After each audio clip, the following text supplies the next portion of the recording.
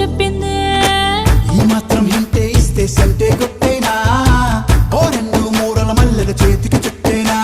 ఈ అల్లరి గాలేమో అల్లుకు పొమ్మంది, మాటలతోటి కాలక్షేపం మానేమంటుంది. అబ్బబ్బా కబడ్డీ కబడ్డీ